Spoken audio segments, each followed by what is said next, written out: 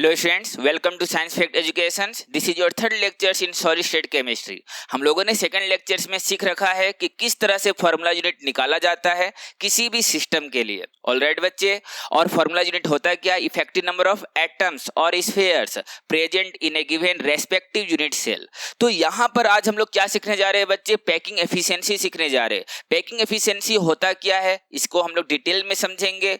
देखो, जिस तरह से हमें पता है कि सॉलिड स्टेट केमिस्ट्री हो या फिर मॉडर्न एटॉमिक स्ट्रक्चर जो चैप्टर में आप पढ़ रखे हो, उसमें आपको क्या बताया जाता है कि एटम्स, मॉलिक्यूल्स, इसे क्या कंसीडर किया गया है? एक हार्ड स्फीयर के फॉर्म में ही लिया जाता है। और उस बेस पर अगर आप ये समझो कि उसे कितना भी क्लोजली पैक्ड कर लो, अगर आप उसको कितना भी क्लोजली पैक्ड कर लो, आपके पास मान के चलो 15-20 मॉलिक्यूल से सेम टाइप का, उसे आप क्लोजली पैक्ड कर रहे हो और आपको पता है कि उसे क्या कंसीडर करना है, स्फीयर फॉर्म में कंसीडर करना है, या फिर 2D सिस्टम है तो फिर अगर मैं उसे सर्कल कंसीडर करूंगा। और इस बेस पर अगर आप उसे क्लोजली पैक्ड करोगे तो उस कंडीशन में होगा क्या बच्चे? कुछ ना कुछ स्पेस खाली रह जाएगा। देखो, समटाइम्स होता क्या है कि packing efficiency stability of system को भी डिफाइन करता है। Sometimes, not always but sometimes. तो यहां पर हम लोग क्या करने जा रहे हैं बच्चे? आज हम लोग पैकिंग एफिशिएंसी सीखने जा रहे हैं। What is packing efficiency? ये बहुत ही इंपॉर्टेंट टर्म है बच्चे। इसे निकालने का सिंपल सा फॉर्मूला क्या है? आप यहां पर क्या कर सकते हो? That is packing efficiency that is equal to space occupied by sphere divided by space occupied by unit cell into 100। देखो, मैं 3D के रेस्पेक्ट में एक फॉर्मूला डाला हूं। आप अगर मानकर चलो कि आपके पास क्या है, आपके पास 2D सिस्टम है, तो स्फीयर के जगह में मैं क्या कर सकता हूं? सर्कल भी कर सकता हूं, और यहां पर एरिया लिख सकता हूं बच्चे स्पेस के जगह में। आपको ध्यान में रखना है कि पैकिंग एफिशिएंसी जब भी निकालने का हो आपको परसेंटेज में ही कैलकुलेट करने हैं, जबकि अगर पैकिंग फ्रैक्शन दे दिया हो तो आपको क्या करना है बच्चे? 100 से मल्टीप्लाई नहीं करना है। तो ये चीज आपको ध्यान में रखना है। हमारे पास डिफरेंट सिस्टम हो सकता है, उसका हम लोग क्या करने जा रहे हैं बच्चे? पैकिंग एफिशिएंसी भी सीखेंगे और कोऑर्डिनेशन नंबर भी निकालना सीखेंगे। तो यहां पर मान के चलो कि सबसे पहले हमारे पास कौन सा सिस्टम है? स्क्वायर क्लोज पैकिंग का 2D सिस्टम है। इसका पैकिंग एफिशिएंसी किस तरह से निकाला जाता है, इस फॉर्मूला के बेसिस पर वो चीज सीखने जा रहे हैं बच्चे। मानकर चलो आपके पास क्या है? कुछ इस तरह का सिस्टम है, ठीक है बच्चे। यहां पर क्या है आपके पास? कुछ इस तरह का सिस्टम है।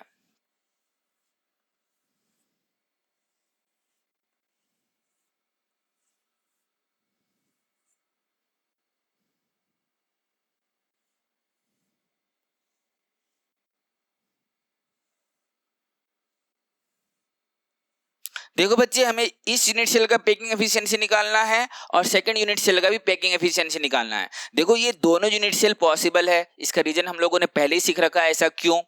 और यहां पर अगर मैं इसका पैकिंग एफिशिएंसी निकालना चाह रहा हूं, लेट्स सपोज दैट कि मैं यहां पर फर्स्ट यूनिट सेल का पैकिंग एफिशिएंसी निकालना चाह रहा हूं, मुझे सबसे पहले क्या जरूरत पड़ेगा बच्चे? इफेक्टिव नंबर ऑफ एटम्स जो इस सिस्टम के अंदर मौजूद है। तो इफेक्टिव नंबर ऑफ एटम्स कैसे निकाला जाता है, लेक्चर 2 में आप सीख रखे हो। तो यहां पर क्या हो जाएगा बच्चे? यहां पर 1 हो जाएगा। और आप यहां पर भी देख सकते हो कि इस सर्कल का 1/4 पार्ट क्या हो रहा है बच्चे? इस स्क्वायर के अंदर आ रहा है। तो इस तरह का हमारे पास क्या है? 4 यहां पर सर्कल है और उसके बेसिस पर ये 1/4 पार्ट इसके अंदर आ रहा है। तो जेड क्या हो जाएगा बच्चे? 1 हो जाएगा। और इस बेसिस पर area of 1 circle that means area of 1 atom, क्योंकि ये 2D सिस्टम है बच्चे, तो इसीलिए मैं एटम को क्या ले रहा हूं? सर्कल के फॉर्म में ले रहा हूं, और मैं यहां पर स्पेस एरिया निकाल रहा हूं। तो यहां पर देखो, area of 1 atom that is equal to 1 into pi r square. Similarly अगर यहां पर देखो कि एरिया ऑफ यूनिट सेल, तो यूनिट सेल आपका क्या है बच्चे? यहां पर ये तो हमारा स्क्वायर सिस्टम है, और स्क्वायर का फॉर्मूला क्या होता है? ए स्क्वायर। हमें मानकर चलो ये ले लिया जाए ए यूनिट लेंथ, जो इसका लेंथ है बच्चे साइड्स का, एज लेंथ है। तो उस कंडीशन में हम बोल सकते हैं कि ए क्या होगा बच्चे? 2r के बराबर होगा इस रेडियाई और इस रेडियाई में।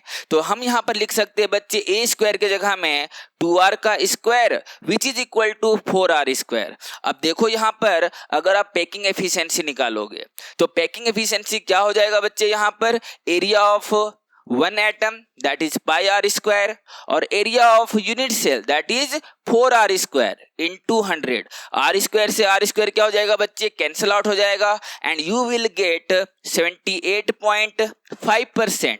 तो देखो आपको क्या मिल रहा है यहाँ पर, पैकिंग एफिशिएंसी मिल रहा है 78.5%। सिमिलरली अगर आपको क्या निकालना है, परसेंटेज ऑफ वॉइड, जो ये वॉइड बन रहा है ना बच्चे, इसका परसेंटेज फिर कितना रह गया, तो हमें क्या करना होगा, 100 से माइनस करना होगा 78.5% विच इज इक्वल टू 21.5%। तो यहां पर देखो इस तरह से बच्चे क्या कर सकते हैं, हम किसी भी सिस्टम का पैकिंग एफिशिएंसी निकाल सकते हैं। अब मानकर चलो कि आपको दे दिया जाए कि सेकंड यूनिट सेल का पैकिंग एफिशिएंसी निकाल कर दिखाओ, आपको करना क्या है, सेकंड यूनिट सेल में भी आप अप्लाई कर सकते हो। इनफैक्ट आपको यहां पर दोबारा कैलकुलेट करने की जरूरत भी नहीं है। आप यहां पर क्या करोगे, सबसे पहले यहां पर z इक्वल टू, यहां पर कितना निकल रहा है बच्चे 2, देखो 1/4 1/4 1/4 एंड 1/4, ये 1 एटम हो गया एंड हाफ, ये क्या हो जाएगा बच्चे, मिलकर 2 एटम हो जाएगा। तो यहां पर z कितना हो गया 2। अगर मैं इसके लिए एरिया देखूं, मैं डायरेक्टली कर दे रहा हूं क्योंकि 2 एटम है बच्चे, तो यहां हो जाएगा क्या 2 इंटू पाई आर स्क्वायर। और यहां पर जो एरिया है, अगर मेरे पास मान चलो ये एज लेंथ a है और ये हमारा क्या है बच्चे b है, तो यहां पर एरिया ऑफ रेक्टेंगल क्या होता है, a क्रॉस b। हम यहां पर क्या लिख सकते हैं बच्चे, a क्रॉस b लिख सकते हैं। और हमें पता है कि a इक्वल टू क्या होगा बच्चे 2r और b इक्वल टू क्या हो जाएगा बच्चे 4r। तो उस बेसिस पर अगर आप यहां पर सॉल्व करोगे 2 into pi r square divided by यहां पर 2r इंटू 4r इंटू 100, यहां पर क्या हो जाएगा बच्चे 2 एंड 2 ये कैंसिल आउट हो जाएगा, आर स्क्वायर से ये दोनों आर क्या हो जाएगा बच्चे कैंसिल आउट हो जाएगा। You will get same result that is π/4 into 100 और इसका रिजल्ट क्या होता है बच्चे 78.5%। आप यहां पर क्या देख रहे हो, दोनों यूनिट सेल का पैकिंग एफिशिएंसी क्या आया बच्चे, वो सेम आ रहा है। अब यहां पर सवाल ये है कि सेम क्यों आया, इसका मतलब ये हुआ कि packing efficiency type of unit cell पे तो डिपेंड नहीं कर रहा है। हमारे पास अलग अलग यूनिट सेल था लेकिन हमारा जो पैकिंग एफिशिएंसी आ रहा है वो क्या आ रहा है बच्चे, वो सेम आ रहा है। इस बेस पर आप बोल सकते हो बच्चे कि पैकिंग एफिशिएंसी एक्चुअल में अरेंजमेंट ऑफ सिस्टम पर डिपेंड करता है, अरेंजमेंट ऑफ स्फीयर पे डिपेंड करता है, ना कि टाइप ऑफ यूनिट सेल पर डिपेंड करता है। तो ये चीज आपको ध्यान में रखना है कि whatever the type of unit cell does not matter, packing efficiency only depends upon the arrangement of system, arrangement of atoms. ये चीज आपको बच्चे ध्यान में रखना है, ये बहुत ही इंपॉर्टेंट कॉन्सेप्ट है क्योंकि अलग अलग स्ट्रक्चर यहां पर दिया जा सकता है एग्जाम के टाइम में, और अगर आप निकालना शुरू कर दोगे तो काफी टाइम ले लेगा। तो आपको यहां पर ध्यान में रखना है कि ये अरेंजमेंट किस तरह से है। अगर मैं यहां पर ध्यान दूं तो ये हो जाएगा बच्चे ए टाइप का यहां पर अरेंजमेंट है। यहां पर देखो जो एटम सजा हुआ है, जो रो बना हुआ है, यहां पर आप यहां पर क्या देख रहे हो, जो ये पीरियड बना हुआ है, इस पीरियड में आप क्या देख रहे हो बच्चे कि इस तरह का फर्स्ट पीरियड एग्जैक्टली उसके नीचे में दूसरा पीरियड है, फिर तीसरा पीरियड है। तो मैं इसको क्या बोल सकता हूं, ए रिपीटेशंस हो रहा है। तो ये चीज आपको ध्यान में रखना है, यहां पर ए रिपीटेशंस हो रहा है। अब यहां पर देखो बच्चे, नेक्स्ट हमारे पास जो सिस्टम है that is hexagonal close packing. Hexagonal close packing, उसका हम पैकिंग एफिशिएंसी कैसे निकालेंगे वो चीज समझने की कोशिश करो। यहां पर देखो हेक्सागोनल क्लोज पैकिंग है, 2D सिस्टम वाला है बच्चे। तो ये चीज आपको ध्यान में रखना है, जिसका हम लोग निकाल रहे हैं वो कौन सा सिस्टम है, वो हमारा 2D सिस्टम है। और यहां पर मानकर चलो कि वो कुछ अरेंजमेंट इस तरह से शो करता है। देखो यहां पर पहले वाले अरेंजमेंट से ये अलग अरेंजमेंट है। यहां पर क्या होता है बच्चे, ए बी पैटर्न मौजूद होता है, ए बी पैटर्न। यहां पर जो एक ए यहां पर पीरियड बनाना, इसके एग्जैक्टली यहां पर क्या होगा, इन दोनों के बीच में एटम सजना शुरू करेगा। तो यहां पर आप अगर इस तरह से एटम को प्लेस करोगे, आपको क्या मिल रहा है वो चीज आप देखो। आपको यहां पर एक हेक्सागोन बनता हुआ मिल रहा है, आपको यहां पर दिया जा सकता है बच्चे कुछ इस तरह से। इसका पैकिंग एफिशिएंसी पूछा जा सकता है। अब देखो इसका पैकिंग एफिशिएंसी कैसे निकालेंगे, आपको जेड निकालने का तरीका पहले भी बताया गया था। ये एंगल कितना होता है 120 डिग्री। तो यहां पर क्या करेंगे 120 डिवाइडेड बाय 360 और इस तरह का एंगल कितना है बच्चे यहाँ पर 6 एंगल है और एक एटम कंप्लीटली क्या है इनसाइड है इसके अंदर है। इसको सॉल्व करोगे तो यहाँ पर हो जाएगा बच्चे कितना, यहाँ पर निकल कर आएगा 3 एटम। अगर आपको यहाँ पर कैलकुलेट करने हैं area of 3 atom, area of 3 atoms, तो ये हो जाएगा कितना 3 into pi r square. Next यहां पर क्या हो जाएगा एरिया ऑफ हेक्सागोनल, इस यूनिट सेल का क्या एरिया हो सकता है बच्चे। तो यहां पर देखो अगर आप इसको सभी को सेंटर से मिलाओ तो आपको क्या बनता हुआ मिल रहा है बच्चे, यहां पर आपको इक्विलेटरल ट्रायंगल मिलेगा और इक्विलेटरल ट्रायंगल का फॉर्मूला क्या होता है एरिया का, वो हो जाता है √3/4 ए स्क्वायर। क्योंकि इस तरह का कितना इक्विलेटरल ट्रायंगल है बच्चे 6 है, तो यहां पर क्या हो जाएगा 6 इंटू √3/4 ए स्क्वायर। हमें पता है यहां पर अगर एज लेंथ ए होगा तो ए और आर में जो रिलेशन होगा बच्चे ये आर हो गया ये आर हो गया विच इज इक्वल टू 2r। तो मैं लिख सकता हूं यहां पर 6 इंटू √3/4 इंटू 4r स्क्वायर। अब हम लोग क्या करेंगे बच्चे यहां पर पैकिंग एफिशिएंसी निकाल लेंगे इस तरह से। यहां पर क्या हो जाएगा 3 into pi r square divided by यहां हो जाएगा 6 into √3/4 into 4r square into 100। इसे सॉल्व करोगे बच्चे देन यू विल गेट 90.05%। और यहां पर अगर परसेंटेज ऑफ वॉइड यहां पर निकालना चाहोगे तो क्या हो जाएगा 100 minus 90.05 which is equal to यहां हो जा रहा है बच्चे 9.95%। आपको यहां पर क्या सीखने को मिला, यहां पर देखो कोऑर्डिनेशन नंबर का मैं बात इसलिए नहीं कर रहा क्योंकि इनका कोऑर्डिनेशन नंबर मैं पहले ही सिखा रखा हूं, ठीक है। तो यहां पर आप देखो बच्चे यहां पर पैकिंग एफिशिएंसी क्या मिल रहा है 90.05%। अगर आपको फ्रैक्शन में बोल दे तो 0.905 हो जाएगा। तो ये चीज आपको ध्यान में रखना है कि इसका जो पैकिंग एफिशिएंसी होता है वो स्क्वायर क्लोज पैकिंग से ज्यादा होता है। यहां पर देखो एग्जाम में जरूरी नहीं है कि ये पूरा स्टेटमेंट के साथ आ जाए या पूरा स्ट्रक्चर आपको दे दे, आपको एग्जाम में ऐसे दिया जा सकता है बच्चे, क्योंकि आपको पता है कि पैकिंग एफिशिएंसी किस पे डिपेंड करता है, अरेंजमेंट ऑफ एटम पे डिपेंड करता है। Whatever the type of unit cell does not matter. अब मानकर चलो कि आपको यहां पर ये अरेंजमेंट दे दिया है, यहां पर देखो जो बोर्ड में मैंने बनाया है और इसका पैकिंग एफिशिएंसी पूछ ले। अब देखो यहां पर इसका फॉर्मूला आप नहीं खोजने लगना एग्जाम के टाइम, आपको करना क्या है आपको ध्यान में आप देखो ध्यान से देखो यहां पर क्या है ये ए बी पैटर्न में अरेंज है। ये जो पीरियड बना हुआ है यहाँ पर ये हमारा किस तरह से बना हुआ है बच्चे, ये ए बी पैटर्न में बना हुआ है और ये चीज आप यहाँ पर भी देख सकते हो, ये चीज यहाँ भी मौजूद है। अगर आप देखोगे ना अगर ध्यान से तो ये चीज यहाँ भी मौजूद है बच्चे, क्या यहाँ पर मौजूद नहीं है, यहाँ भी मौजूद है। तो यहाँ पर कंफ्यूज नहीं करना है आपको, कैलकुलेशन में टाइम यहाँ पर आपको बर्बाद नहीं करना है। इसका भी पैकिंग एफिशिएंसी कितना हो जाएगा बच्चे 90.05% हो जाएगा। तो आपको सिर्फ अरेंजमेंट ध्यान में रखना है और जितना इसका निकाले हो ना उतना ही उसका निकलेगा। So whatever the type of unit cell उससे कोई लेना देना नहीं है, आपको सिर्फ और सिर्फ फोकस करना अरेंजमेंट पे। अगर यहाँ पर आप सर्कल बैठाओगे ना तो ये वापस से क्या बन जाएगा, यही सिस्टम बनकर तैयार हो जाएगा। तो यही चीज वहां पर दे रखा है बच्चे, कोई अलग सा क्वेश्चन नहीं है वो। तो आपको ध्यान में रखना है कि किस तरह से पैकिंग एफिशिएंसी हम निकाल सकते हैं डिफरेंट डिफरेंट यूनिट सेल के लिए फॉर ए सेम सिस्टम। अब देखो यहाँ पर HCP 2D का हो गया। अब हम लोग यहाँ पर समझने की कोशिश करते हैं 3D सिस्टम में कैसे हम लोग पैकिंग एफिशिएंसी निकालेंगे, वो चीज हम लोग देखते हैं बच्चे। 3D सिस्टम में सबसे कॉमन सिस्टम जो होता है वो क्या हो जाता है बच्चे, सिंपल क्यूबिक। ये क्या हो जाता है, दैट इज सिंपल क्यूबिक।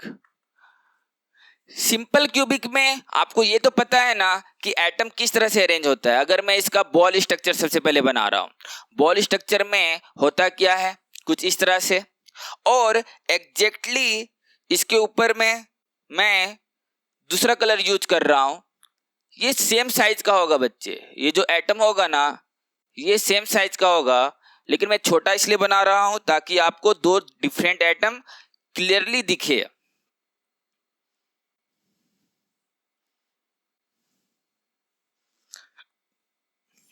अब देखो यहाँ पर ये हमारे पास क्या है बच्चे, सिंपल क्यूबिक सिस्टम है। इसे हम क्या कहते हैं, सिंपल क्यूबिक। यहाँ पर देखो ये एटम और ये एटम एक दूसरे को टच कर रहा है और ये सारा का सारा एटम सेम टाइप का एटम है। इसे अगर मैं लाइन रिप्रेजेंटेशन में बनाऊं तो मैं लाइन रिप्रेजेंटेशन में भी बना सकता हूं कुछ इस तरह से। और लाइन रिप्रेजेंटेशन जब भी बनाया जाता है बच्चे, वहां एटम दूर दूर प्लेस किया जाता है। ठीक है बच्चे, तो ये चीज ध्यान में रखना है। तो यहाँ पर देखो ये एटम सभी जगह में, सारे के सारे कॉर्नर में मौजूद है। अब यहां पर देखो जेड आपको निकालने सिखाया गया था, इफेक्टिव नंबर ऑफ शेयरिंग जो होता है उसके बेसिस पर यहां पर क्या हो जाएगा 1। तो यहां पर वॉल्यूम हम लोग यूज करेंगे, वॉल्यूम ऑफ 1 एटम। एक एटम का वॉल्यूम क्या हो जाएगा बच्चे, 1 × 4/3 πr³। अब नेक्स्ट यहां पर क्या हो जाएगा, volume of unit cell, volume of unit cell. So unit cell का वॉल्यूम क्या हो जाएगा बच्चे, ये तो हमारा क्यूबिकल सिस्टम है तो वो हो जाएगा हमारे पास A³। अब ध्यान से देखो यहां पर मान चलो ये एज लेंथ क्या है A, तो A और R में रिलेशन कैसे निकलेगा, तो जहां एटम टच करे वहीं से तो निकलता है। तो यहां पर बच्चे क्या होगा, A = 2R। सो A³ की जगह में मैं क्या लिख सकता हूं, 8R³ हो जाएगा।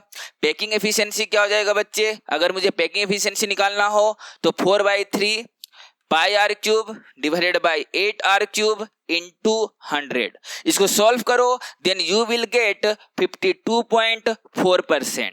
और उसी तरह से अगर आप परसेंटेज ऑफ वॉइड निकालते हो, परसेंटेज ऑफ वॉइड निकालोगे तो 100 - 52.4 विच इज इक्वल टू 47.6%। यहां पर क्या निकलेगा, हमारा percentage of void that is equal to 47.6% और पैकिंग एफिशिएंसी क्या निकलेगा, 52.4% निकलेगा। तो इस चीज को आपको ध्यान में रखना है। अब देखो यहां पर एक चीज आप पहले सीख लो, इसका कोऑर्डिनेशन नंबर भी अभी सीख लो, ज्यादा इंपॉर्टेंट है ये कोऑर्डिनेशन नंबर। देखो हम लोग कैसे निकालते हैं, किसी भी एक एटम को आपको क्या करना है, चूज करना है। मान के चलो मैंने इस कॉर्नर एटम को लिया तो इसके नियरेस्ट कितना एटम है, आप देखो यहां पर इसके नियरेस्ट ए लेंथ में ही एक एटम, तो ये आप देख रहे हो इस डिस्टेंस पर, दूसरा एटम यहां दिख रहा है आपको second atom, and this is the third atom. तो क्या इसका कोऑर्डिनेशन नंबर 3 होगा, नहीं, क्योंकि इस क्यूबिक सिस्टम के बगल में भी एक क्यूब होगा और उस डिस्टेंस पर भी एक एटम यहां मौजूद होगा बच्चे, ये बोल सकते हैं। और इस क्यूब के ऊपर भी एक यहां पर क्या होगा, क्यूबिक सिस्टम होगा, तो यहां पर भी एक एटम हो सकता है और इसके पीछे भी एक क्या हो सकता है बच्चे, यहां पर एटम मौजूद हो सकता है। तो इस कॉर्नर एटम के रिस्पेक्ट में जो कोऑर्डिनेशन नंबर निकल रहा है वो क्या हो जाएगा, दैट इज इक्वल टू 6। आपको लग रहा होगा कि इस एटम को क्यों नहीं कंसीडर कर रहे, तो बच्चे ये लार्ज डिस्टेंस पर है, ज्यादा डिस्टेंस पर मौजूद है, ये एटम डायरेक्टली इस एटम को टच नहीं कर रहा होगा। ये कितना डिस्टेंस है बच्चे, A√2 डिस्टेंस है, जबकि ये हमारा जितना भी मैंने एटम दिखाया कोऑर्डिनेशन नंबर के रिस्पेक्ट में वो A यूनिट लेंथ में ये मौजूद है बच्चे। तो ये चीज आपको ध्यान में रखना है। तो इस तरह से हम लोग क्या कर सकते हैं, सिंपल क्यूबिक सिस्टम का कोऑर्डिनेशन नंबर क्या होगा बच्चे, 6 होगा। इस चीज को आपको ध्यान में रखने हैं। अब हमारे पास क्या है बच्चे, नेक्स्ट सिस्टम हमारे पास आ जाता है that is BCC system. BCC system हम लोग कैसे निकालते हैं, BCC सिस्टम का हम लोग कोऑर्डिनेशन नंबर किस तरह से निकालते हैं वो चीज आप समझो। देखो हमारे पास मानकर चलो कि हमारे पास BCC सिस्टम है। BCC सिस्टम में होता क्या बच्चे, एटम कॉर्नर में होता है और बॉडी के सेंटर में होता है, तो इस चीज को ध्यान में रखना है। और जब भी आप BCC सिस्टम बोलते हो एक बात हमेशा ध्यान में रखना कि कॉर्नर का एटम और बॉडी सेंटर का एटम कभी भी अलग नहीं होना चाहिए, ठीक है, अलग नहीं होना चाहिए, तभी वो BCC सिस्टम कहलाएगा। तो यहां पर क्या है बच्चे, ये कॉर्नर वाला एटम है, ये सारा क्या है, कॉर्नर वाला एटम है। और सेम टाइप का एटम कहां होगा, बॉडी के सेंटर में होगा। आप देखो इसका मैं एक बॉल स्ट्रक्चर बनाकर दिखा रहा हूं। बॉल स्ट्रक्चर कुछ इस तरह से दिखेगा। यहां पर मानकर चलो ये हमारा 4 एटम है, ये इस सरफेस का 4 एटम, उसी तरह से इसके ऊपर में 4 एटम है। मैं कलर अलग यूज कर रहा हूं ताकि आप एटम को क्लियरली देख पाओ। अब आप खुद से सोचो, अभी तो ये एक दूसरे को टच कर रहा है, सारा का सारा सेम साइज का एटम है और ये एक दूसरे को टच कर रहा है, लेकिन सेम साइज का एटम अगर मैं यहां पर क्या कर दूं, बॉडी के सेंटर में प्लेस कर दूं। अब मैंने छोटा दिखा रखा है क्योंकि उसी में वो फिट हो रहा है इसीलिए। लेकिन सेम साइज का अगर मैं बीच में प्लेस कर दूं तो उस कंडीशन में क्या होगा बच्चे, ये एटम और जो ये आप व्हाइट वाला देख रहे हो ना, यहां पर ये ग्रीन एटम और ये white atom, they will not touch, do not touch. तो ये चीज आपको ध्यान में रखना है बच्चे, जब भी हम लोग सेंटर में सेम साइज का एटम अगर हम प्लेस कर दे तो ये दोनों एटम एक दूसरे को फिर टच नहीं करेगा, ये दूर दूर चला जाएगा। ठीक है बच्चे, तो इस चीज को ध्यान में रखना है। तो हमें एक चीज ध्यान में रखना है, अगर मैं इस एटम को यहां प्लेस किया हूं तो ए और आर का रिलेशन तो निकालना होगा, और ए और आर का रिलेशन कहां से निकलता है, जहां एटम टच करता है। तो अलोंग द बॉडी डायगोनल ही क्या होगा बच्चे, यहां पर एटम टच करेगा। तो ये चीज ध्यान में रखना, यहां पर जो एटम है ना, ये एटम और ये एटम, ये तीनों एटम एक दूसरे को क्या करेगा, टच करेगा। इसके बेसिस पर हम लोग क्या कर सकते हैं, ए और आर का रिलेशन डिराइव कर सकते हैं। और हमें पता है कि बॉडी डायगोनल का लेंथ क्या होता है ए के टर्म में, वो तो हो जाएगा बच्चे a√3। अगर मान के चलो एक एज का लेंथ ए है तो ये बॉडी डायगोनल क्या हो जाएगा, a√3। कैलकुलेशन करना मैं सिखा रखा हूं। और यहां पर अगर मैं इसी को रेडियाई के टर्म में दिखाऊं, अगर मैं इसको AC लेंथ मान लूं और इसको रेडियाई के टर्म में दिखाऊं तो यहां पर क्या हो जाएगा, तो ये देखो ये 2r, ये half r and this half r, ये हो जाएगा बच्चे कितना, 4r। तो A इक्वल टू क्या हो जाएगा, 4r डिवाइडेड बाई √3। अब इस बेसिस पर हम लोग क्या कर सकते हैं, Z तो हमारा 2 होगा और वॉल्यूम क्या हो जाएगा, वॉल्यूम ऑफ 2 स्फीयर, 2 स्फीयर का वॉल्यूम हमारे पास हो जाएगा 2 × 4/3 पाई r क्यूब। और सेकंड हो जा रहा है बच्चे क्या, वॉल्यूम ऑफ यूनिट सेल, ये हो जाता है बच्चे a क्यूब। और हमें पता है कि a इक्वल टू क्या हो रहा है, 4r बाई √3, 4r बाई √3 उसका क्यूब हो रहा है। यहां पर क्या हो जाएगा, 64r क्यूब, 3√3 कुछ इस तरह से आ जाएगा बच्चे। अब हमें यहां पर क्या करना है, हमें यहां पर पैकिंग एफिशिएंसी निकालना है। हमें यहां पर क्या करना है बच्चे, पैकिंग एफिशिएंसी निकालना है। तो पैकिंग एफिशिएंसी हम लोग निकालने के लिए इसी तरह फॉर्मूला यूज करेंगे, volume of 2 spheres that is 2 × 4/3 pi r cube. और यहां हो जाएगा बच्चे 64r क्यूब डिवाइडेड बाई 3√3 × 100।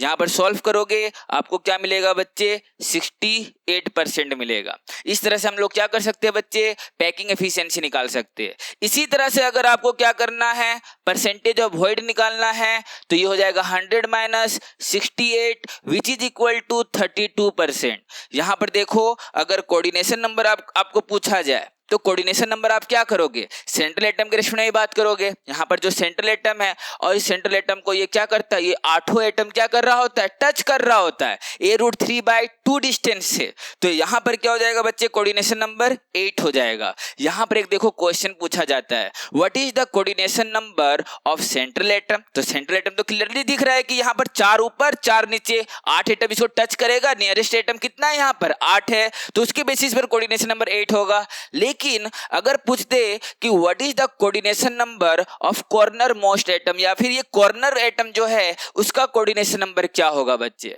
तब आप किस तरह से डिफाइन करोगे। देखो बीसीसी सिस्टम में कॉर्नर एटम हो या फिर सेंट्रल एटम हो, दोनों का कोऑर्डिनेशन नंबर क्या होगा बच्चे, 8 ही होने वाला है। आप इस डायग्राम से समझने की कोशिश करो, मैं यहां पर आपको डायग्राम बनाकर समझा देता हूं। मान के चलो मेरे पास ये एक सिस्टम है, ठीक है। आप यहां पर ध्यान से देखो, 1 बाय 1 आपको समझ में आ जाएगा। बहुत ही टफ सिस्टम नहीं है, आप आसानी से समझ सकते हो। और यहां पर हो जाएगा क्या, कुछ इस तरह से। हमें क्या करना होता है, इसके अंदर एक और क्यूब का यहां पर इस तरह से मिड पॉइंट को लेकर बना देना है। यह हमारा बन गया। इसके पैरेलल एक लाइन खींचेंगे बच्चे, यहां पर हो जाएगा हमारे पास कुछ इस तरह से, यहां पर हो जाएगा कुछ इस तरह से, और मिड पॉइंट के रिस्पेक्ट में एक लाइन खींचेंगे, यहां पर कुछ इस तरह से हो जाएगा, और यहां पर हो जाएगा। अब देखो इनको आप मिला दो। आप देखो सभी जगह में क्या करो, एटम को प्लेस कर दो। यहां पर ये सारे के सारे कॉर्नर वाले एटम मान लो इस तरह से। आप देखो इस सिस्टम में ये जो बड़ा सा मैंने स्पेस लैटिस बना रखा है, इसमें 8 क्यूब है। पहले भी मैंने डिस्कस कर रखा हो, मैं इनको डिस्कस कर रखा हूं हर एक, ये में पहले भी डिस्कस हो चुका है बच्चे। यहां एटम होगा। अब देखो क्योंकि ये बीसीसी सिस्टम है, और अगर ये बीसीसी सिस्टम है तो मैं यहां पर क्या कर सकता हूं बच्चे, यहां पर हर एक के बॉडी के सेंटर में एक एक एटम प्लेस कर सकता हूं। इस तरह से हर एक के बॉडी के सेंटर में क्या कर सकता हूं, एक एक एटम प्लेस कर सकता हूं। अगर आप यहां पर ध्यान से देखो तो यहां पर एक यूनिट सेल को मैं चूज कर रहा हूं, एक सिंगल यूनिट सेल को, ये फर्स्ट सेकंड वाला यूनिट सेल को मैं चूज कर रहा हूं बच्चे। ये यूनिट सेल को मैंने क्या करा है, चूज करा है आपको एक्सप्लेन करने के लिए। अगर मैं इस यूनिट सेल के हिसाब से मैं समझाऊं तो मैं क्या देख पा रहा हूं, इस जगह में अगर आप देखोगे तो ये जो एटम है इस रेड वाले यूनिट सेल का क्या है, बॉडी सेंटर एटम है। और यहां पर ये एटम जो आप देख रहे हो ये ब्लू कलर का, ग्रीन कलर का, ये हमारा क्या है बच्चे, इस यूनिट सेल का कॉर्नर एटम है। लेकिन अगर मानकर चलो कि यहां पर सारे बॉडी सेंटर एटम को आप मिलाओ, इस तरह से क्या करो आप इसे बच्चे मिलाओ, और जब मिलाओगे तो आपको क्या मिलेगा पता है, मिलाकर देख लो। यहां पर आपको मिल क्या रहा है, इस चीज को समझने की कोशिश करो। जब आप यहां पर मिला रहे हो तो ये जो कॉर्नर एटम था इस नए क्यूब का बॉडी सेंटर एटम बन गया। यही वजह है कि चाहे एटम कॉर्नर का हो या फिर बॉडी सेंटर का एटम हो, यहां पर उसका कोऑर्डिनेशन नंबर क्या होगा बच्चे, 8 ही होने वाला है। तो इस चीज को आपको ध्यान में रखना है। मैंने थ्रू द डायग्राम के द्वारा बना के आपको दिखा दिया, तो ये चीज आपको ध्यान में रखना है, ठीक है बच्चे। नेक्स्ट यहां पर हमारे पास कौन सा सिस्टम है, एफसीसी सिस्टम है। एफसीसी सिस्टम को हम लोग डिफाइन करने जा रहे हैं नेक्स्ट। अब देखो एफसीसी सिस्टम में क्या रहता है, हमारे पास ये एफसीसी सिस्टम, यहां पर अगर मैं बात करूं तो एटम कहां कहां होता है बच्चे, कॉर्नर में होता है, और सभी के सभी फेस के सेंटर में होता है। ये तो आपको पता है। मान के चलो यहां एटम है हर एक कॉर्नर में, और कहां पर है बच्चे, सभी के सभी फेस के सेंटर में है। एक चीज ध्यान में रखना, सारे एटम सेम टाइप के होंगे, अलग अलग टाइप के नहीं होंगे। यहां पर इस तरह से देखोगे तो आपको जेड क्या मिलेगा बच्चे, जेड आपको मिलेगा 4। सो इसके बेसिस पर मैं डेडली पैकिंग एफिशिएंसी दिखा दे रहा हूं। यहां पर देखो अगर सेम साइज का आइटम फेस के सेंटर में रखोगे ना तो स्टार्टिंग में तो ये एक दूसरे को टच कर रहा होता है, लेकिन सेम साइज का आइटम अगर फेस के सेंटर में रख दोगे तो उस कंडीशन में ये आइटम कॉर्नर वाला ये दूर दूर चला जाता है बच्चे, और अलोंग द ये फेस डायगोनल ही एक दूसरे को टच करता है। तो यहां पर देखो अगर यहां पर मान लो एक एटम यहां पर है, ये एक एटम यहां है और एक एटम इस तरह से है, तो यहां पर इसको मान लिया AC लेंथ। सो AC को हम लोग क्या लिख सकते हैं, A√2। अगर यहां पर एज लेंथ क्या है, अगर एज लेंथ A है तो यहां पर AC लेंथ क्या हो जाएगा बच्चे, फेस डायगोनल A√2। और इन टर्म्स ऑफ अगर मैं रेडियाई में लिखूं तो ये क्या हो जाएगा 4R। मैं इसे क्या लिख सकता हूं बच्चे, 4R डिवाइडेड बाय यहां हो जाएगा क्या, √2। इसे और सिंपल फॉर्म में अगर लिखना चाहूं तो यहां पर क्या लिखा जा सकता है, इसको इतना ही में रहने दो, लिखने का तो आप लिख सकते हो 2√2R लिखा जा सकता है, 2√2R भी लिखा जा सकता है। तो इस तरह से आप इसको डिफाइन कर सकते हो बच्चे। पैकिंग एफिशिएंसी क्या होगा, पैकिंग एफिशिएंसी होगा 4 × 4/3 πr³ डिवाइडेड बाय में यहां पर क्या हो जाएगा, यहां हो जाएगा बच्चे A³ हो जा रहा है, दैट मीन्स यहां पर 2√2R³ इंटू 2√2 यहां पर क्यूब हो जाएगा, R का मैंने क्यूब दिखा दिया, इंटू 100। इसको सॉल्व करोगे तो आपको क्या मिलेगा बच्चे, 74% मिलेगा। And what is the percentage of void, आपको परसेंटेज ऑफ वॉइड क्या मिलेगा बच्चे, तो 100 - 74 विच इज इक्वल टू 26%। अब देखो इस तरह से हम लोग क्या कर सकते हैं, इसका पैकिंग एफिशिएंसी और परसेंटेज ऑफ वॉइड निकाल सकते हैं। 3D सिस्टम में हम लोग क्या देख रहे हैं कि एफसीसी का पैकिंग एफिशिएंसी बीसीसी से ज्यादा है, तो इस चीज को आपको ध्यान में रखना है। इसके अलावा हम लोग को यह भी ध्यान में रखना है कि इनका कोऑर्डिनेशन नंबर कैसे निकालते हैं। देखो कोऑर्डिनेशन नंबर निकालने के लिए एक और डायग्राम बनाना होगा। यहां पर फिर से मैं उसी तरह का सिस्टम बना रहा हूं, एफसीसी सिस्टम बना रहा हूं। ये हमारे पास क्या है, एफसीसी सिस्टम है। इसके साथ एक और मैं क्यूब बना रहा हूं, ठीक है। अभी एटम मैंने प्लेस करा नहीं है। अब देखो मैं यहां पर क्या करूंगा, सभी के सभी फेस के सेंटर में एटम को प्लेस करूंगा और सभी के सभी कॉर्नर में एटम को प्लेस किया जा सकता है बच्चे।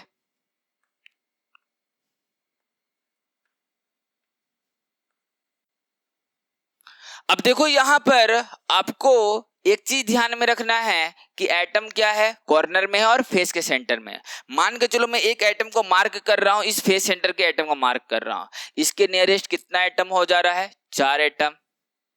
तो यहां पर देखो इसी प्लेन में इसके 4 एटम क्या इसके नियरेस्ट है, और यहां पर इसके अलावा ये एटम देखो ऊपर के फेस में मौजूद है। इस एटम को आप देख लो, इस एटम को देखो, इस एटम को देखो, राइट क्यूब के ऊपर वाले फेस का एटम और नीचे वाले फेस का एटम। उसी तरह से बैक फेस का एटम और फ्रंट फेस का एटम।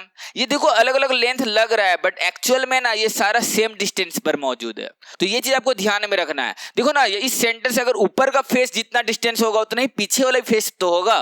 तो ये चीज आपको ध्यान में रखना है। इसी तरह से यहां और यहां आपको क्या देखने को मिला कि जिस प्लेन में ये एटम मौजूद है वहां 4 एटम हो गया, ऊपर वाले फेस में 5, 6, इस फेस में 7, 8 और इधर बैक वाले में और फ्रंट वाले में, बैक वाले में और फ्रंट वाले में। तो टोटल कोऑर्डिनेशन नंबर क्या हो जाएगा बच्चे, यहां पर इसका जो कोऑर्डिनेशन नंबर हो जाएगा दैट इज इक्वल टू 12।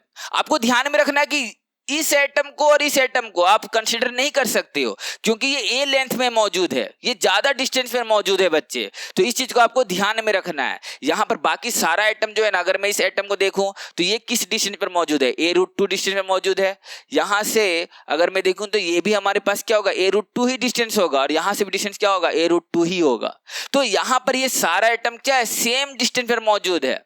तो ये हमारा डायग्राम के हिसाब से आपको छोटा बड़ा लेंथ लग सकता है, लेकिन यहां पर क्या है, यहां पर 4 एटम जो प्लेन में है, फिर ऊपर वाला फेस, नीचे वाले फेस के सेंटर में जो एटम है, बैक वाले फेस में, फ्रंट वाले फेस में, वो सारा क्या है बच्चे, सेम डिस्टेंस में मौजूद है। तो इस चीज को समझना है। कोऑर्डिनेशन नंबर क्या होता है बच्चे, एफसीसी का 12 होता है। अब यहां पर इसमें भी वो स्टेटमेंट अप्लाई होता है कि कॉर्नर वाला आइटम हो या फिर फेस सेंटर वाला आइटम हो, दोनों का कोऑर्डिनेशन नंबर क्या होगा बच्चे, सेम होगा। तो इस चीज को आपको ध्यान में रखना है। अब दोबारा स्ट्रक्चर बनाकर दिखाने की जरूरत नहीं है, एक बार मैं प्रूफ कर दिया हूं। दूसरा आप खुद से एक बार चेक करके देख लो, आपको मिलेगा, ऑफ कोर्स मिलेगा, ठीक है। यहां पर देखो नेक्स्ट, यहां पर अगर मैं बात करूं कि कौन सा सिस्टम रह जाता है, that is HCP system, hexagonal close packing system. उसका पैकिंग एफिशिएंसी कैसे निकाला जाता है, इसमें कुछ अलग अलग टर्म भी आते हैं बच्चे, तो इससे थोड़ा सा मैं डिटेल्स में आपको बताऊंगा, आपको ध्यान से समझने हैं। देखो मानकर चलो कि हमारे पास क्या है, HCP सिस्टम है, हेक्सागोनल क्लोज पैकिंग। ये हमारा बच्चा 3D वाला सिस्टम है, ओके। और 3D वाला सिस्टम किस तरह से बनाते हैं, एक रेक्टेंगल इस तरह से बना लो, ठीक है। और यहां पर बच्चे क्या करना है, यहां पर जितना अंदर से किए हो ना उतना ही बाहर ले जाना, और यहां पर इसको फिर इसके साथ मिला देना। यहां आगे होगा इस तरह से और यहां पर इस तरह से, इसको बच्चे क्या करना, मिला देना। यहां पर हमारे पास छोटा लेंथ लेना, बड़ा, और इतनी ही लेंथ इधर लेना और इसके साथ इसको मिला देना, और इसे इसके साथ मिला देना। सभी के सभी कॉर्नर में क्या करना है बच्चे, आपको एटम दिखा देने हैं। सभी के सभी कॉर्नर में क्या होगा, एटम आपको दिखा देने हैं, और फेस के सेंटर में एटम दिखा देने हैं। 3 एटम क्या होगा बच्चे, 3 एटम इनसाइड द सिस्टम, कुछ इस तरह से होगा। अब देखो यहां पर जेड कितना निकल कर आता है, जेड हमारा निकल कर आता है 6। निकालने का तरीका मैं पहले ही सिखा रखा हूं बच्चे, अगर आप नहीं देखे हो तो उस लेक्चर को जाकर देख लो। अब यहां पर देखो इसके हाइट को मैं क्या मान लूंगा, h हाइट मान लूंगा, और यहां पर देखो 3 लेयर बना हुआ है। एक लेयर यहां पर ये हो गया 2D फॉर्म में हेक्सागोनल, और नीचे भी 2D फॉर्म में हेक्सागोनल, और एक ट्रायंगल फॉर्म में आपको दिख रहा है। तो यहां पर देखो ए लेयर हुआ, यहां बी लेयर हुआ, देन अगेन ए लेयर हुआ, नीचे फिर क्या हो जाएगा, देन अगेन यहां पर क्या हो जाएगा बच्चे, बी लेयर आ जाएगा, इस तरह से, और इसी तरह से ये रिपीट होता है बच्चे। तो इस चीज को आपको ध्यान में रखना है। अब देखो इनके बीच का हाइट क्या होगा, ए और बी लेयर के बीच का हाइट, उसको हम लोग क्या लिख सकते हैं बच्चे, h/2। देखो यहाँ पर कुछ छोटा मोटा कैलकुलेशंस यहाँ पर मौजूद है। आपको पता है ना कि यहाँ पर अगर मैं इन सभी को मिला दूं इस तरह से, तो क्या मिलेगा हमें, 6 इक्विलैटरल ट्रायंगल मिलेगा। इस इक्विलैटरल ट्रायंगल में जानते हो ये एटम इस तरह से मौजूद है, जो यहाँ पर वॉइड बन रहा है ना, ये ट्रायंगल मिलकर ये एक ट्रायंगुलर वॉइड बन रहा है, और उसके पीछे में ये पीछे वाला एटम है उस वॉइड में प्लेस्ड है बच्चे। तो उस चीज को ध्यान में रखना है। फिर अगर एक को छोड़ देना है, इसमें फिर ये एटम मौजूद है, इस ट्रायंगुलर वॉइड में ये मौजूद है, और क्या बना रहा है, टेट्राहेड्रल वॉइड बना रहा है। उसी तरह से फिर इसको छोड़ देना है, फिर इस जगह में क्या है बच्चे, इस जगह में इस एटम को प्लेस कर देना है। ये जो हमारा ट्रायंगुलर वॉइड बन रहा है ना, इस एटम और इस एटम को मिलाने पर एक ट्रायंगुलर वॉइड बनेगा, और उसके ऊपर में क्या है बच्चे, ये एटम को प्लेस करोगे तो आपको क्या मिलेगा, टेट्राहेड्रल वॉइड मिलेगा। तो इस तरह से क्या होता है, इस तरह से इसका अरेंजमेंट है। आप यहाँ पर क्या कर सकते हो, आप यहाँ पर ये पूरा हाइट आप कैलकुलेट कर सकते हो। बहुत ही सिंपल ज्योमेट्री है, बट आपको इतना जानने का जरूरत नहीं है। यहाँ पर थोड़ा जरूरत पड़ता है कुछ कंडीशन में, जैसे कि सबसे पहले तो आप वॉल्यूम निकाल लो, वॉल्यूम ऑफ 6 स्फीयर। तो 6 स्फीयर का अगर वॉल्यूम आपको चाहिए हो तो आप क्या करोगे, 6 × 4/3 πr³। इसके अलावा आपको यहां पर क्या चाहिए, वॉल्यूम ऑफ व्हाट, आपको चाहिए वॉल्यूम ऑफ हेक्सागोनल। अब वॉल्यूम ऑफ हेक्सागोनल में HCP में आपको यहां पर क्या चाहिए, 6 इक्विलैटरल ट्रायंगल है, तो यहां हो जाएगा 6 × √3/4। यहां हो जाएगा बच्चे a², और यहां पर हाइट का भी जरूरत पड़ेगा, इस हाइट का जरूरत पड़ेगा। तो आपको पता होना चाहिए कि h/2 ये रिजल्ट होता है ना बच्चे, 2 लेयर के बीच का जो डिस्टेंस होता है दैट इज इक्वल टू √2/3। यहां हो जाता है बच्चे a। तो ये चीज आपको ध्यान में रखना है। तो h इक्वल टू अगर आप निकालना चाहोगे तो आप क्या करोगे, √2/3। a के जगह में मैं क्या कर सकता हूं बच्चे, तो देखो इस एटम और ये एटम ये एक दूसरे को टच करता है, तो मैं a इक्वल टू क्या लिख सकता हूं, 2r लिख सकता हूं। और अगर उसको यहां पर पुट करोगे और 2 को मल्टीप्लाई करोगे तो क्या हो जाएगा बच्चे, यहां पर 4r हो जाएगा। तो यहां पर हाइट कितना निकला, √2/3 × 4r। तो यहां पर क्या करेंगे, √2/3 4r। इसको यहां पर a² के जगह में मैं फिर क्या कर सकता हूं, 2r को प्लेस कर सकता हूं। क्या हो जाएगा बच्चे, 4r² हो जाएगा। तो यहां हो जाएगा 6 × √3/4। यहां हो जाएगा बच्चे, यहां पर हो जाएगा 4r² × √2/3 × 4r। अब देखो यहां से 4 और ये 4 कैंसिल आउट हो जाएगा, और ये √3 और ये √3 भी कैंसिल आउट हो जाएगा। फाइनली जो आपको वॉल्यूम मिलेगा जानते हो कितना मिलेगा, that is equal to 24 √2r³ मिलेगा। सो वॉल्यूम ऑफ HCP, ये 3D सिस्टम का मैं बात कर रहा हूं, वो कितना मिल रहा है बच्चे, 24 √2r³ मिल रहा है। तो इस चीज को आपको ध्यान में रखना है कि किस तरह से हम वॉल्यूम कैलकुलेट करते हैं। यहां से क्वेश्चन एक बार IIT में पूछा गया है बच्चे, इसीलिए आपको ध्यान में रखना है कि 2 लेयर के बीच का डिस्टेंस क्या होता है, वर्टिकल डिस्टेंस क्या होता है। तो h/2 इक्वल टू, ये आपको ध्यान में रखना है, a equal to 2r put करोगे तो उसके टर्म में भी आपको ध्यान में रखना है। और हाइट पूरा कितना हो जाता है एक सिंगल यूनिट सेल के रेस्पेक्ट में, तो वो आपको इस तरह से ध्यान में रखना है। वॉल्यूम ऑफ HCP कितना होता है, 24 √2r³। इसके बाद क्या होता है, इसके बाद तो आपको सिर्फ कैलकुलेशन करने हैं, आगे तो आप कर ही लोगे। तो यहां हो जाएगा 6 × 4/3 πr³ डिवाइडेड बाय क्या हो जाएगा बच्चे, यहां पर 24 √2r³ × 100। इसे सॉल्व करोगे तो आपको क्या मिलेगा, that is packing efficiency equal to 74%। Percentage of void यहां पर क्या हो जाएगा, 100 - 74 विच इज इक्वल टू 26%। ठीक है, तो यहां पर इस तरह से आप क्या देख रहे हो कि HCP का जो पैकिंग एफिशिएंसी होता है वो एग्जैक्टली क्या होता है, सेम होता है FCC से। क्या कोऑर्डिनेशन नंबर भी सेम होता है क्या, यस कोऑर्डिनेशन नंबर भी सेम होता है। अब देखो ना, मैं इस फेस सेंटर एटम को कंसीडर कर रहा हूं, तो इस फेस सेंटर एटम के रेस्पेक्ट में 6 एटम तो इसके नियरेस्ट यहां इसी के प्लेन में दिख रहा है। 3 एटम क्या होगा बच्चे, ऊपर वाले लेयर में, और 3 एटम क्या होगा नीचे वाले लेयर में। ये सारा क्लोजली पैक्ड होता है, ये दूर दूर नहीं होता। तो यहां पर ये सारा क्या होगा, सेम डिस्टेंस पर मौजूद होगा बच्चे, और इस सेंट्रल एटम को टच कर रहा होगा। और उसी पर बेस्ड मैं बोल सकता हूं क्या कि इस सिस्टम का भी कोऑर्डिनेशन नंबर क्या होगा, 12 होगा। तो ये सारा इंफॉर्मेशन बच्चे आपको ध्यान में रखने बहुत ही ज्यादा इंपॉर्टेंट है। इससे आपको क्वेश्चन पूछा जाता है आईआईटी और नीट में पूछा जाता है। नेक्स्ट यहाँ पर देखो, मैं जितना भी इंफॉर्मेशन सिखाया हूं ना उसे मैं समराइज कर दे रहा हूं, ठीक है। यहां से पूछा जाता है जनरली सवाल, तो मैं सारी इंफॉर्मेशन को क्या कर रहा हूं, एक जगह समराइज कर दे रहा हूं। ये आपके लिए बहुत ज्यादा हेल्पफुल होगा बच्चे। यहां पर देखो आपके पास क्या है, आपके पास सिस्टम है, अलग अलग सिस्टम आपके पास मौजूद है। इसमें आपको और क्या ध्यान में रखना होता है, सबसे पहले आपको ध्यान में रखना होता है पैकिंग एफिशिएंसी। और क्या ध्यान में रखना होता है बच्चे, परसेंटेज ऑफ वॉइड ध्यान में रखना है। और हम लोग क्या क्या निकाले हैं, एज लेंथ और रेडियाई में रिलेशन निकाले हैं डिफरेंट डिफरेंट सिस्टम के लिए। तो यहां पर क्या हो जाएगा, यहां पर हम लोग कर सकते हैं एज लेंथ ए और यहां पर रेडियाई में रिलेशन। इसके अलावा यहां पर क्या कर सकते हैं, तो देखो एज लेंथ ए और डी इज द डायमीटर बोल सकते हैं बच्चे, या फिर इसे हम नियरेस्ट नेबरिंग डिस्टेंस भी बोलते हैं। ये चीज आपको ध्यान में रखना है। नियरेस्ट मतलब सामने का, नेबरिंग नियरेस्ट नेबरिंग डिस्टेंस भी बोला जाता है बच्चे। तो ये चीज आपको ध्यान में रखने हैं। इन सभी के बीच में क्या करना है, हमें रिलेशन डिराइव करना है। अब देखो यहाँ पर सिस्टम हम लोग के लिए मान चलो स्क्वायर क्लोज पैकिंग है।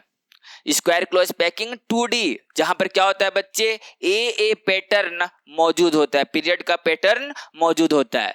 और उसका पैकिंग एफिशिएंसी कितना निकला था, तो 78.5% निकला था। परसेंटेज ऑफ वॉइड कितना निकला, तो 21.5% निकला। एज लेंथ और आर में रिलेशन कितना निकला बच्चे, तो A = 2R निकला। और डायमीटर अगर ले लूं तो ये हो जाएगा कितना, A = D हो जाएगा। तो इस चीज को आपको ध्यान में रखना है। उसके बाद यहाँ पर क्या है, हमारे पास HCP सिस्टम है। हमारे पास क्या है बच्चे, HCP सिस्टम है 2D का। और यहां पर जो रिपीटेशन होता है वो क्या होता है, AB रिपीटेशन होता है। तो यहां पर पैकिंग एफिशिएंसी क्या हो जाएगा बच्चे, पैकिंग एफिशिएंसी यहां पर हो जाएगा 90.05%। और यहां पर percentage void that is equal to 9.95%। और यहां पर एज लेंथ इसमें तो सेम ही होगा, A = 2R and A = D। अब यहां पर हमारे पास सिस्टम क्या है, हमारे पास सिंपल क्यूबिक है। सिंपल क्यूबिक क्या होता है बच्चे, यहां पर 3D सिस्टम है। सिंपल क्यूबिक में भी ना लेयर का जो रिपीटेशन होता है वो AA टाइप का ही होता है, क्योंकि एक स्क्वायर प्लेनर बनता है, मान लो स्क्वायर बनता है, उसके ऊपर फिर से एक स्क्वायर वाला ही तो लेयर आता है, तो उसमें हम लोग क्या बोलते हैं, AA पैटर्न भी बोल सकते हैं। तो यहां पर हमारा कितना निकल कर आया था packing efficiency, that is equal to 52.4%। और यहां पर हमारे पास परसेंटेज वॉइड कितना हो जाएगा, 47.6%। इसके अलावा A और R में रिलेशन क्या होगा बच्चे, तो A = 2R। और यहां पर क्या कर सकते हैं, A = D कर सकते हैं। इसके अलावा अगर मेरे पास क्या रहे, यहां पर बॉडी सेंटर्ड क्यूबिक रहे, BCC, ये हमारा 3D सिस्टम होता है बच्चे। यहां पर जो लेयर्ड रिपीटेशन होता है ना वो AB टाइप का होता है। इसे मैं नेक्स्ट लेक्चर में भी क्लियर कर दूंगा, अभी आप इसको नोट कर लो। बाकी तो समझ में आया ना, ये लेयर वाला चीज मैं फिर से यहाँ पर नेक्स्ट लेक्चर में समझाऊंगा कैसे लेयर से स्ट्रक्चर डिराइव होता है। तो यहाँ पर क्या होगा बच्चे, AB पैटर्न मौजूद होता है। यहाँ पर जो पैकिंग एफिशिएंसी निकलेगा वो कितना निकलेगा, 68%। और परसेंटेज ऑफ वॉइड हो जाएगा बच्चे 32%। A और R में रिलेशन हो जाएगा बच्चे कितना, तो देखो अलोंग द वॉइड डायगोनल ये एक दूसरे टच करता है। तो यहां पर हमारे पास क्या हो जाएगा, R = A√3 / 4। और यहां पर हम लोग क्या लिख सकते हैं, तो यहां पर 2 × 2 लिखा जा सकता है। तो एक 2 को अगर मैं इधर भेज दूं तो 2R हो जाएगा। और उसे मैं क्या लिख सकता हूं, D लिख सकता हूं, डायमीटर या फिर नियरेस्ट नेबरिंग डिस्टेंस D = क्या हो जाएगा बच्चे, A√3 / 2। आपको यहां पर ध्यान में रखना है, A√3 / 2। उसी तरह से अगर हमारे पास क्या रहे, अगर हमारे पास FCC सिस्टम रहे, तो FCC सिस्टम यहाँ पर 3D सिस्टम है। और इसमें जो पैटर्न होता है बच्चे वो किस तरह का होता है, इसमें ABC पैटर्न होता है। तो इस चीज को मैं समझाऊंगा नेक्स्ट लेक्चर में, अभी आपको इसको यहाँ पर मेंशन कर देना है। यहाँ पर क्या हो जाएगा बच्चे, यहाँ हो जाएगा 74% और परसेंटेज ऑफ वॉइड कितना हो जाएगा 26%। और आर और ए में रिलेशन होता है वो कितना होता है बच्चे, तो r equal to a by 2√2 along the face diagonal ये टच करता है। तो यहाँ पर क्या हो जाएगा बच्चे, r equal to a by 2√2। यहाँ पर डी हो जाएगा क्या, ए बाय √2। इसके अलावा हमारे पास और कौन सा सिस्टम था, last system, that is hexagonal close packing 3D में। यहां पर जो रिपीटेशन होता है बच्चे लेयर का वो तो AB ये तो मैंने बता दिया था। यहां पर जो रिपीटेशन होता है वो कैसा होता है बच्चे, AB होता है। और इसका भी पैकिंग एफिशिएंसी कितना निकलता है 74%। परसेंटेज ऑफ वॉइड कितना निकलता है बच्चे 26%। रेडियाई और ए में रिलेशन क्या होता है, तो हम लोग यहां पर बोल सकते हैं A इक्वल टू 2R यहां पर बोला जा सकता है। और D यहां पर क्या हो जाएगा, A इक्वल टू D। एक लास्ट सिस्टम है बच्चे जो आपको पूछा जाता है, that is for diamond system. ठीक है, हमारे पास क्या आ जाएगा, डायमंड सिस्टम। इसके बारे में मैंने डिटेल्स बताया नहीं है, बस अभी जस्ट इसके डेटा को मेंशन कर लो। बाद में मैं जब इसका कोऑर्डिनेशन नंबर वगैरह बताऊंगा ना तो वहां से क्लियर हो जाएगा। देखो डायमंड का जो पैकिंग एफिशिएंसी होता है ना वो अप्रोक्स 34 से 36% होता है। और यहां पर अगर परसेंटेज अवॉइड करोगे 36 के रेस्पेक्ट में अगर मैं निकाल लूं तो ये हो जाएगा कितना बच्चे 64%। और यहां पर ए और आर में जो रिलेशन होता है वो क्या होगा बच्चे, r equal to A√3 divided by 8। यहां पर ध्यान दो, हर एक डेटा आपके लिए इंपॉर्टेंट है। क्वेश्चन यहां से भी पूछा गया है, आपका डायमंड को लेकर भी क्वेश्चन पूछा गया है, तो ये चीज आपको ध्यान में रखना है। आर इक्वल टू क्या हो जाएगा बच्चे, A√3 डिवाइडेड बाई 8। और अगर मैं डायमीटर ले लेता हूं या नियरेस्ट नेबरिंग डिस्टेंस लेता हूं तो क्या हो जाएगा, d equal to A√3 divided by 4। तो इस रिलेशन को आपको ध्यान में रखना है। अब देखो यहां पर एक रिलेशन जो HCP के रेस्पेक्ट में हम लोगों ने एक्स्ट्रा निकाला था वो क्या था बच्चे, वो था दो लेयर के बीच का डिस्टेंस या फिर हाइट।